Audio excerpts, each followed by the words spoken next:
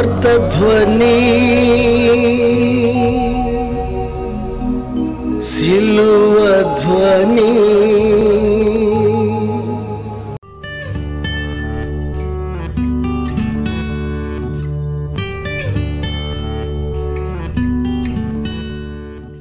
తర్వాత కూడా ఉన్నాయి, మనం త్వరగా బయటపడాలి. పై వచనాలు: మోయాబీయులు, ఫస్ట్ నుంచి ఎదోమీయులు, అమ్మోనీయులు, సీదోనీయులు, హిత్తీయులు అను జనులు మీ హృదయములను తమ దేవతల తట్టు త్రిప్పుదురు గనుక వారితో సహవాసము చేయకూడదు. గుర్తుపెట్టుకోండి, కొంచెం వివరిస్తాను తరువాత. వారిని మీతో సహవాసము చెయ్యనీయకూడదనియు యెహోవా ఇశ్రాయేలీయులకు సెలవిచ్చి ఉన్నాడు. ఆగండి, సెలవిచ్చి ఉన్నాడు. మన చుట్టూ ప్రజలు ఉన్నారు. అనేక రకాల ప్రజలు నివాసము చేస్తూ ఉంటారు. దేశము చుట్టూ కొన్ని దేశాలు ఉంటాయి. మన జీవన విధానములో మనం పనిచేస్తున్న చోట కొంతమంది ఉంటారు. అందరూ ఒకే దేవుడికి మొక్కేవారు కాదు. అందరూ ధర్మశాస్త్రము ఎరిగిన వారు కారు. అందరూ ధర్మశాస్త్రానికి లోబడాలి అన్న సిద్ధాంతం కూడా ఏమీ చెప్పండి లేదు. నువ్వు ఎక్కడో టీచర్గా పనిచేస్తావు, అక్కడ ఉన్న వాళ్ళందరూ యేసుబాబుని నమ్మాలని ఏమైనా ఉంటురా? ఎవరి దేవుణ్ణి వారు మొక్కుతారు, ఎవరు సనాతన ధర్మాన్ని వారు పాటించే ప్రయత్నము చేస్తారు. ఒకే దేవుణ్ణి నమ్ముకొని ఒకే సత్యమునకు కట్టుబడి ఒకే పద్ధతిలో జీవించాలి అనుకునే వ్యక్తి ఎలా ఉండాలి అది దేవుడు చెప్పాడు. నీవు వారు చెప్పినట్లు చేయకూడదు. వారు నీకు చెబితే నువ్వు త్వరగా లోబడే ప్రయత్నం కూడా చేయకూడదు. వారితో నువ్వు స్నేహము చేస్తే చెయ్యి, కానీ దేవుణ్ణి మరచిపోకు. పనిలో కలిసి ఉండాలి, కలిసి పని చేయి, నీ డ్యూటీ నువ్వు చేయి. కానీ నీ దేవుడు నీకు పెట్టిన పద్ధతిని నువ్వు పక్కన పెట్టద్దు. నీ జాగ్రత్తలో నువ్వు ఉండు అని దేవుడు చెప్పాడు. ఎంత చక్కని మాట చూడండి. ఏమన్నాడు? జనులు మీ హృదయములను తమ దేవతల తట్టు తిప్పుదురు కనుక వారితో సహవాసము చేయకూడదు. వారిని మీతో సహవాసము అబ్బా గుర్తుపెట్టుకోండి. మీరు చేయకూడదు, వారి చేస్తానన్నా మీరు ఒప్పుకోకూడదు. జాగ్రత్తగా ఉండాలి. బ్రదర్, వృత్తిరీత్యా ఏ పనికైనా నీతో నేను చెయ్యి కలుపుతాను, కానీ నా దేవునికి వ్యతిరేకమైన పనుల విషయంలో నేను నీతో ఏకీభవించలేను, ఏమనుకోవద్దని చెప్పేయాలి. ఒకవేళ నేను కాదన్నా నువ్వేదన్నా అవును అనుకుంటే అది కూడా కుదరదు. నువ్వేదో ప్రేమించేస్తున్నావని, నువ్వేదో నాకు ఎలగబెట్టేస్తున్నావని, కొన్నాటికి నువ్వు చెప్పినట్టు నీ మాటకి ఎదురు చెప్పలేక నన్ను లొంగొచ్చు, అది కూడా కుదరదు. నేను వంగను, నన్ను లొంగ తీసే ప్రయత్నము నువ్వు చెయ్యొద్దు అని దేవుడు చెప్పాడు. చెప్పినప్పుడు ఇప్పుడు సొలొమోను ఎలా ఉండాలి? పైన దేశాల పేర్లు చెప్పాడు. 1, మోయాబీలు ఎవరు? అక్రమ సంబంధం వల్ల జన్మించిన వారు. 2వది ఎదోమీయులు. ఎదోమీయులు అంటే ఎవరు? శరీర సంబంధులు, కేవలం శరీర సంబంధులు. 3వది అమ్మోనీయులు, అక్రమ సంబంధము కలిగిన వారు. సీదోనీయులు, ధర్మశాస్త్రము ఎరుగనివారు. హిత్తీయులు 7 జాతులలో ఒక జాతికి చెందినవారు. వీళ్ళు మీకు ప్రమాదకారకులు. నువ్వు వాళ్ళతో స్నేహం చెయ్యొద్దు. వాళ్ళు చేస్తానన్నా నువ్వు చెప్పండి ఒప్పుకోవద్దు. దేవునికి స్తోత్రం. ఇని దేవుడు చెప్పాడు, అయిపోయింది. తర్వాత అయితే రాజైన సొలొమోను ఫరో కుమార్తెను గాక ఆ జనులలో ఇంకా అనేక మంది స్త్రీలను మోహించి కామాతురత గలవాడై వారిని ఉంచుకొనుచు వచ్చాను. మీరు అండర్లైన్ చేసుకోండి. కామాతురత గలవాడై వారిని ఉంచుకొనుచు వచ్చాను. అతనికి 3వ వచనం 700 మంది రాజకుమార్తెలైన భార్యలున్నారు, 300 మంది ఉపపత్నులు ఉన్నారు. మొత్తం కలిపితే ఎంతమంది చెప్పండి? 1000 మంది. అతని భార్యలు అతని హృదయమును త్రిప్పివేసిరి. ఇప్పుడు కలపండి. ఎప్పుడు? వృద్ధాప్యం. సొలొమోను చేసిన తప్పులు కూడా ఎత్తి చూపించడం జరిగింది.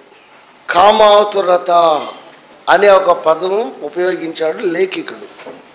ఇక్కడ ఫరో కుమార్తెను పెళ్లి చేసుకున్నాడు. ఏమన్నాడు? ఫరో కుమార్తెను గాక ఆ జనులలో ఇంకా అనేక మంది పరస్త్రీలను మోహించాడు. మోహించటం అంటే తెలుసా? ఉంచుకొనుట, మోహించుట. ఈ 2 పదాలు అతి ప్రమాదకరమైన పదాలు. మోహించుట, ఉంచుకొనుట. ఇంగ్లీష్లో కీపింగ్ అంటారు. గొప్ప గొప్ప రాజులు చెడిపోవడానికి, భక్తి కలిగిన వారు భక్తి లేకుండా పాడైపోవడానికి ఈ పదాలు. దీని ఇంకో పదం కూడా కలపాలి, కామాతురత. కామాతురత, రెండవది మోహించుట, మూడవది ఉంచుకొనుట. ఈ 3 తప్పులు సొలొమోనులో కనబడుతున్నాయి. ఉంచుకొనుట ఏం చేస్తారంటే, ఒక స్త్రీని పెళ్లి చేసుకున్నాడు అనుకుందాం. ఇంకొక స్త్రీ వాడి కంటికి అందంగా కనపడింది.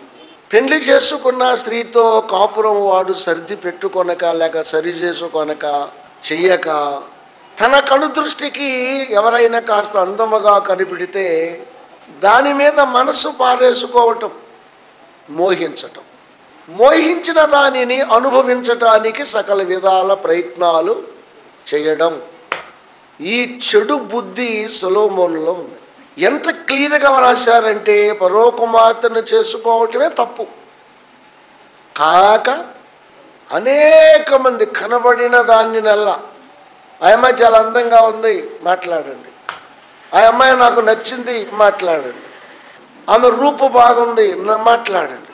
ఆమె స్ట్రక్చర్ బాగుంది, మాట్లాడండి. ఏదో వాడికి నచ్చింది. మనిషికి 36 గుణాలు ఉంటాయన్నారు పెద్దలు. 36 గుణాలలో మనోడికి ఏది నచ్చిందో ఇక నచ్చిన దాన్ని పట్టుకుని వెళ్ళిపోవటమే. స్త్రీలలో 7 రకాల స్త్రీలు ఉంటారు. వాళ్ళల్లో నచ్చిన బలహీనతను మనోడు సొమ్ము చేసుకోవటం. ఇలాగూ చేసి కామాతురతతో నింపబడి కంట్రోలు లేని దుర్మార్గుడై, భక్తికి ప్రాధాన్యత ఇవ్వకుండా, పెద్దలకు ప్రాధాన్యత ఇవ్వకుండా, ధర్మశాస్త్రమునకు ప్రాధాన్యత ఇవ్వకుండా, తన ఇష్టం వచ్చినట్లుగా జీవించుచు పిచ్చ వేషాలు వేశాడు. ఇలా చేయగా చేయగా చేయగా చేయగా చేయగా లెక్క పెడితే 700 మంది పెళ్ళాలయ్యారు, 300 మంది ఉంచుకున్న వాళ్ళు అయ్యారు. మొత్తం కలిపితే 1000 మంది. ఎంత గొప్పోడు అంటానికి కూడా అవకాశం లేదు ఈ మాటలు బట్టి. ఏం గొప్పడు? అడు బొంద, కామాతురత. ఊరికే మనసులో జారిపోయే ఒక కామాంధుడు. అవతల వాడు ఏం జరుగుతుందో తెలియకుండా ఇష్టం వచ్చిన దాన్ని ఉంచేసుకుంటాం. డబల్ ఫ్యామిలీ, పక్కిళ్ళు, ఎక్కడ అద్దెకి పెట్టేయటం, ఎక్కడో పెట్టేయటం, ఏదో చేసేయటం, మనస్సు పారేసుకుంటాం. అయిపోయింది. ఇలాగూ ఈ లూజు కాంటాక్ట్ మనోడికి ఉండటం వలన, ధర్మశాస్త్రము తెలిసి కూడా మీరుట వలన ఎక్కడా ప్రాధాన్యత ఇచ్చాడో, దేనికి ప్రాధాన్యత ఇచ్చాడో, ఎవరిని ఎక్కువగా చేర్చుకునే ప్రయత్నము చేశాడో వాళ్ళే వాడి కొంపను ముంచారు. పెద్దవాడైపోయాడు. అంతకుముందు కాకముందు వృద్ధాప్యమందు మనసు తిప్పారని అంతకుముందు కొంచెం అట ఇట గద్దించాడు. పెద్దవాడు అయిపోయిన తర్వాత ఏం జరిగిందయ్యా అని అంటే, ఈ వచ్చిన స్త్రీలు 1000 మందిలో అందరూ ఇశ్రాయేలు కుటుంబాలకు చెందినవారు కానందువలన, పైన చదివేంగా దేశాల పేర్లు, అక్రమ సంబంధాల కుటుంబాలకు చెందినవారు, గర్విష్ఠులు కలిగిన కుటుంబంలో జన్మించిన వారు, కేవలము వాయువరసలు లేకుండా పుట్టినవారు, నిరంతరము ఇశ్రాయేలుతో తిరుగుబాటు చేసేవారు ఈ పై పేరుల్లో ఉన్నారు. ఇక ఫరో రాజు కుమార్తె. ఫరో అంటే గొప్పవాడు, ఆ ఇంటికి అల్లుడైపోయాడు. అక్కడతో ఆగాడా? ఇంకా అనేక మందిని. అప్పుడు వాళ్ళు ఏం చేశారంటే కాస్త సొలొమోను మాటను పక్కన పెట్టేసి, నీవు 7 సంవత్సరాలు కష్టపడి నీ దేవునికి మందిరము కట్టుకున్నావు కదా, ఇదిగో చూడు, నేను ఫలానా ఇంట్లో పుట్టా, మా ఇంటికి ఒక దేవత ఉంది సనాతన ధర్మంలో, నువ్వు మొక్కావని నేను మొక్కాలా, నువ్వు వింటున్నావని నేను వినాలా, నీవు సేవించావని నేను సేవించాలా, నువ్వు కట్టుబడ్డావని నేను కట్టుబడాలా? కుదరదు. నీవు నీ దేవునికి మందిరం ఎలా కట్టుకున్నావో నా సనాతన ధర్మమును బట్టి నాకు కూడా ఏదో కట్టుకోవాలని ఆశ ఉంది. నువ్వు కడతావా లేదా, నువ్వు నిలబెడతావా లేదా, నువ్వు నిర్మిస్తావా లేదా అని గొడవకు దిగారండి. చెప్పుంటాడు ఒకవేళ, తప్పమ్మా అలా చేయకూడదు, అది మా దేవుడు ఒప్పుకోడు, మా దేవుడు మాకు ఎన్నో మేలులు చేశారు, ఐగుప్తు నుంచి విడిపించారు, ఏయో బోళ్ళని ఉన్నాయి, ఎవరో దేశాన్ని మాకు ఇచ్చి స్వదేశవరా నీకు సొంతంగా అనుభవించరా అన్నాడు, ఇన్ని మేలులు పొందినేమో అలా చేయకూడదంటే, లేదు కుదరదు. అప్పుడు ఏం జరిగిందంటే సొలొమోను స్వయముగా తనకిష్టమున్నా లేకపోయినా కేవలం ఆ ఆడవాళ్లకు ఎదురు చెప్పలేక, వారిని కంట్రోలు చెయ్యలేక, ఏది చెయ్యకూడదో ఏది కట్టకూడదో వాటిని నిర్మించటం మొదలు పెట్టాడు. ఇది మనం అర్థం చేసుకోవాలి, ఇది తప్ప కాదా, ఎలా చేయొచ్చా? వయసు ముదిరింది కానీ సొలొమోను అనుకున్నంత భక్తిలో ముదరలేదు అనేది మనం అర్థం చేసుకోవాలి. ఎన్ని సంవత్సరాలు కాపురము చేసినా వాళ్ళు మారింది లేదు, బలపడింది లేదు, సొలొమోను మాటకు విలువ ఇచ్చింది లేదు. చింత చచ్చినా పులుపు చావలైనా వాళ్ళు ఉండిపోయారు. ఇప్పుడు ఏం చేయాలి? ఏమి వ్రాశారు ఇక్కడ అంటే, తండ్రి కొడుకులనే పోటీకి దింపారు. దావీదు ఎలా ఉన్నాడు, దావీదు కుమారుడైన సొలొమోను ఎలా ఉన్నాడు, దావీదు తన యథార్థతను ఎలా మెయింటైన్ చేశాడు, సొలొమోను తన యథార్థతలో ఏ మేరకు నెగ్గగలిగాడు, గెలిచాడా ఓడిపోయాడా అనేది అలా పోలిస్తే, దావీదు ముందు వాడు కాబట్టి సొలొమోను కంటే దావీదుతో కంపేర్ చేస్తే బైబిల్లో రాయబడింది, దావీదుకున్నంత యథార్థత, దావీదుకు ఉన్నంత భక్తి, దావీదుకు ఉన్నంత నీతి, దావీదుకు ఉన్నంత బలమైన నిర్ణయం, దావీదుకున్నంత దేవుడి మీద దృష్టి సొలొమోనుకు లేకపోయాను. ఇప్పుడు మళ్ళా మన రైల్లోకి రండి. 101వ కీర్తన ఎవరు రాసిన కీర్తన? ఏమన్నాడు దావీదు? అయ్యా, నీవు నా ఇంటిని పరిశీలన, నువ్వు ఒకవేళ నా ఇంటికి వస్తే నా పరిస్థితి, నా కాపురం యొక్క పరిస్థితి, నా భార్యల పరిస్థితి, నా బిడ్డల పరిస్థితి నీకు నచ్చిందిగా ఉండాలి అన్నది నా కోరికయా? అలాగూ కాకపోతే నేను యథార్థతను తప్పి నీ ధర్మశాస్త్రాన్ని మీరి నీకు వ్యతిరేకముగా పనిచేసిన దుర్మార్గుల వరుసల్లో నేను కూడా వెళ్ళిపోతానయ్యా, అలా ఉండటం నాకు ఇష్టము. చప్పట్లు కొట్టండి. మనుషుల దృష్టిని నేను మెప్పించినా మెప్పించకపోయినా నిన్ను మెప్పించగలిగిన భక్తి నాకు ఉండాలి. ఇక మనం చెప్పుకుంటూ పోవటం కాదు, ఇది ఆనాడే కాదు, ఈనాడు కూడా రాబోయే కాలంలో కూడా ఆలోచింపదగిన విషయమే. నీ ఇల్లు ఎలా ఉందో నువ్వు చూసుకోవాలి. మనుషులు వస్తారు పోతారు, రాజులు వస్తారు పోతారు, నాయకులు వస్తారు పోతారు, నీ స్నేహితులు వస్తారు పోతారు, ఎవడు నిన్ను పెద్ద పట్టించుకోడు. నీ దేవుడు నీ ఇంటికి రాగలడా? నీ దేవుడు నీ ఇంటికి వచ్చి కాసేపు కూర్చోగలడా? కాసేపు కూర్చోగలిగిన ఆ కెపాసిటీ నీ ఇంటికి ఉన్నదా? లేక దేవుడు నిన్ను చూసి శభాష్, నీ పరిస్థితి బాగుంది దావీదా, నీ భార్య నీతిమంతురాలు, నీ బిడ్డలు యథార్థవంతులని చెప్పగలడా? దేవునికి స్తోత్రం. అలాగూ చెప్పించుకోవాలి అన్నది దావీదు యొక్క ఉద్దేశం. సొలొమోను ఆ విషయంలో హద్దు మీరాడు. అదేమంటే ఏది ఎలా ఉంటుందో రుచి చూడాలనుకున్నాను, చూశాను అన్నాడు. మరి బుద్ధిహీనత ఆయన హృదయంలో చోటు చేసుకుంది. జీవితంలో నెగ్గలేని పరిస్థితి. ఇల్లు అన్నాం కాబట్టి ఇదే యోధా గోత్రానికి చెందిన హిజ్కియాను కూడా మనం కలపచ్చు. హిజ్కియా తన హృదయమనే ఇంటిలో తప్పు చేశాడు. మామూలు ఇంట్లో తప్పు లేదు, కానీ త్వరగా చెప్పండి, హృదయమనే ఇంట్లో అంతర్గతంగా దారి తప్పాడు. తనకంటే బలవంతుడైన ఒక రాజును జయించాడు. నేనే జయించాను అని ఎవరికి తెలియకుండా హృదయమందు గర్వించాడు. ఆ విజయము దేవునిది. అక్కడ కూడా దావీదు హిజ్కియా కంటే గొప్పవాడుకున్నాడు. దావీదు అన్నాడు గొలియాతును జయించినప్పుడు, చెప్పండి, యుద్ధము ఆనాడు హిజ్కియా అల్లా, నేను అన్నాడు. అది దేవుడు పట్టేశాడు. నీవంటరా, నీ వల్ల అవుద్దా? ఏడ్చావుగా, నా వల్ల కాదు బాబో అని గోని పట్ట కట్టుకుని ఏడ్చావుగా, ప్రవక్తలతో ప్రార్థన చేయించుకున్నావుగా, మందిరం ముందు సాగిలపడ్డావుగా, శత్రువులు వచ్చి ముట్టడి వేసి నీళ్లు లోనికి రానిపోతే యెరూషలేము లోపల ఉన్న ప్రజలు పీకలు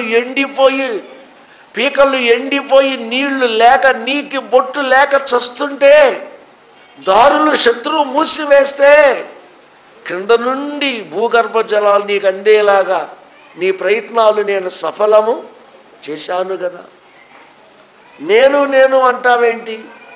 జాగ్రత్త. నేను అని నువ్వు యథార్థం చెప్పలేదు కాబట్టి నువ్వు చస్తావు, నువ్వు సరిపోతావు. నీలాంటి దేవుని శక్తిని గ్రహించిన వాడు బ్రతికినా ఒకటే, త్వరగా చెప్పండి, సచ్చినా ఒకటే. అప్పుడు హిజ్కియా ఏం చేశాడు? ప్రవక్త వచ్చి నువ్వు చనిపోతావు అనగానే, హృదయం ఇల్లు చక్కబెట్టు అనగానే వెంటనే హిజ్కియా పశ్చాత్తాపడి తన పొరపాటును దిద్దుకొని మళ్ళా 15 ఏళ్ళు ఆయుష్ను పెంచుకున్నాడు. అందుచేత మీరు ఆలోచించాలి, దావీదంతటి భక్తి ఎవరికి లేదు? సొలొమోనుకు లేదు. చేయరాని పనులు చేశాడు, కట్టరాని నిర్మాణాలు కట్టాడు, జారిపోయాడు. అందువల్ల దేవునికి కోపం వచ్చింది. అప్పుడు దేవుడు ఏం చెప్పాడంటే, గుర్తుపెట్టుకోండి, ఏం చెప్పాడు? నీవు రాజుగా ఉండటం నాకు ఇష్టం లేదు, నువ్వు అర్హతను కోల్పోయావు. క్యాచ్ చేయండి పాయింట్. నువ్వు పిచ్చి పనులు చేశావు.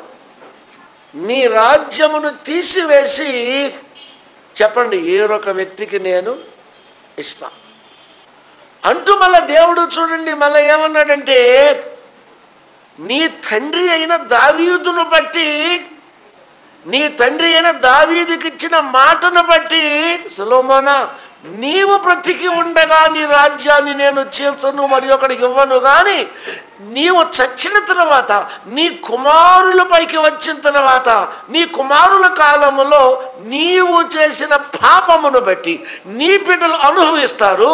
అప్పుడు నీ రాజ్యము 2గా చీలిపోతుంది. కాబట్టి మీరు ఆలోచించండి ప్రియులారా, మన ఇల్లు జాగ్రత్తగా ఉండేలాగా చూసుకోవాలి. ఇంటి ఇల్లాలు చాలా జాగ్రత్తగా ఉండాలి. పిల్లలు చాలా జాగ్రత్తగా ఉండాలి. భక్తి విషయం వచ్చేసరికి, ఒకవేళ భర్త ఏమన్నా దారి తప్పితే భార్యలు సరిచేసే లెవెల్లో ఉండాలి.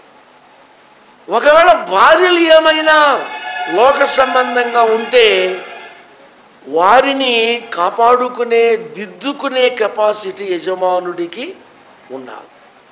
అప్పుడు నిన్ను దేవుడు ఇష్టపడతాడు, నీ ఇంటిని దేవుడు ఇష్టపడతాడు, నిన్ను దీవిస్తాడు. దేవునికి స్తోత్రం. అబ్రహాము ఇంటికి దేవుడు వచ్చినట్లుగా బైబిల్లో మనం చూస్తాం. అదే కాంటెక్స్ట్లో అబ్రహాము ఎండవేళ మందరే వృక్షము కింద కూర్చుని ఏడుస్తున్నాడు. 99 ఏళ్ళు వచ్చాయి, నేనేదో బిడ్డలు ఇస్తానన్నావు, ఇవ్వలేదు, పెద్దవాడిని అయిపోయాను, మా భార్యకైతే అసలు మెన్సెస్ ఆగిపోయింది. సైన్స్ ప్రకారంగా ఆగిపోతే పిల్లలు పుట్టే ఛాన్స్ చాలా తక్కువ, అసలు ఉండకపోవచ్చు. స్త్రీ ధర్మము ఉడిగిపోయింది. ఏందయ్యా నువ్వు మాటిచ్చావు, ఏంటి మరి ఇంతేనా? గొప్ప ధనవంతునిగా నన్ను చేశావు, ఇదంతానా? 318 మంది నౌకరులలో పెద్దవాడు ఉన్నాడు, వాడికి కట్టబెట్టేయటమేనా? యజమానుడి ఆస్తి దాసుని పాలు అయిపోవటమేనా? ఇదేనా అని ఏడుస్తున్నాడు. అప్పుడు దేవుడు తన మొర్రని విని తన దగ్గరకు వచ్చి తనను కలుపుకొని ఎక్కడికి వచ్చాడు? తన అబ్రహాము ఇంటికి వచ్చాడు. ఇంటికి వచ్చినాక ఏం జరిగిందో బైబిల్లో క్లియర్గా రాయబడింది. ఆదికాండం 18వ అధ్యాయంలో ఈ వివరణ ఉంటుంది. చూశాడు అబ్రహాము శారమ్మకు చెప్పాడు. ఏమని చెప్పాడు? నువ్వు త్వరగా పిండి రెడీ చెయ్యి, అతిథులు మన ఇంటికి వచ్చారు, నేను వెళ్ళి కొవ్విన దూడను తెస్తాను, కూర ఏర్పాటు చేస్తాను, మన ఇంట్లో ఈరోజు వాళ్ళు భోజనము చేస్తారు, కొంచెం నువ్వు రెడీ చెయ్యి అన్నాడు. శారమ్మ గారు త్వరగా రెడీ చేశారు. ఆయన చేసేది ఆయన చేశాడు. అబ్రహాము గుడారములో అతిథులుగా వచ్చిన దేవదూతలకు ఒక చక్కటి ఏర్పాటు చేశాడు. అబ్రహాము ఇల్లు దేవునికి నచ్చింది కనుక ఆతిథ్యమును స్వీకరించటం దేవుని మనస్సు ఒప్పించబడింది కనుక బైబిల్లో ఉంది, తృప్తిగా భోజనము చేశారు. చెయ్యకపోతే ఏం జరిగేదండి? తనకు నచ్చనిది ఏమైనా అక్కడ కనబడితే, తనకు ఇష్టం లేనిది ఏదైనా అబ్రహాములో కానీ, శారములో కానీ, భర్తలో కానీ, భార్యలో కానీ ఆతిథ్యము పొందటానికి వీలు కానిది ఏదైనా కనపడితే, దేవుడు ఒకవేళ భోజనము చేయకుండా వెళ్ళిపోతే అబ్రహాముకి చరిత్రే లేదు. వచ్చిన అతిథిని ఎలా మెయింటైన్ చేయాలో అబ్రహాం అన్ని జాగ్రత్తలు తీసుకున్నాడు, త్వరగా ఏర్పాటు చేశాడు. దేవునికి స్తోత్రం. తృప్తి చెంది ఎడుతూ అన్నాడు, శారమ్మా నీ ఆతిథ్యము బాగుందమ్మా, మేము కాసేపు ఉండటానికి నీ ఇల్లు యోగ్యమైందిగా ఉంది తల్లి, మీ ఇంట్లో భోజనం చేయటానికి మాకు ఇష్టమైంది బిడ్డ. అబ్రామా ఇదిగో చూడు, ఏడుస్తున్నావు కదా, నాకు ఇచ్చిన ఆతిథ్యమును బట్టి, నువ్వు చేసిన మర్యాదను బట్టి నేను చెబుతున్నా, మరుసటి సంవత్సరానికి నీ కవిగిట బిడ్డ ఉంటాడు. దేవునికి స్తోత్రం. సరి అయిన ఇంట్లో సరి అయిన టైంలో సరి అయిన ఆతిథ్యము తరతరాలు ఉండే ఆశీర్వాదమునకు దారి తీసింది. పుట్టాడు ఒక బిడ్డ ఇస్సాకు. అందుకుందే వారి ఆశీర్వాదం. నేటికి వారు భూమి మీద ఇజ్రాయేలుగా పిలువబడుతున్నారు, నేటికి ఉన్నారు. వారిలో నుండి వచ్చాడు యేసయ్య లోకాన్ని రక్షించటానికి.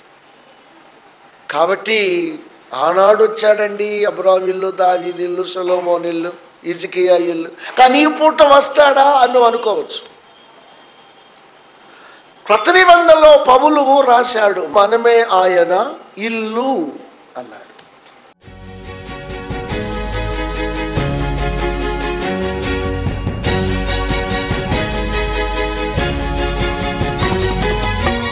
యేసుని మాటలు వినగా వినగా మనసుకు శాంతి, ఆత్మకు రక్షణ.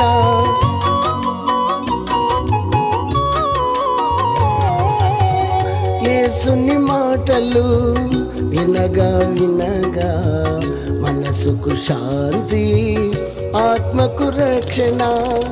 యేసుని మాటలలో విలువను ఎరిగినచో, యేసుని మాటలలో విలువను ఎరిగినచో నీ బ్రతుకంతా మేలే మేలుగా, నీ బ్రతుకంతా మేలే మేలుగా. వినగా వినగా యేసు సువార్త కలుగును హృదయాలలో విశ్వాసం. వినగా వినగా యేసు సువార్త కలుగును హృదయాలలో విశ్వాసం.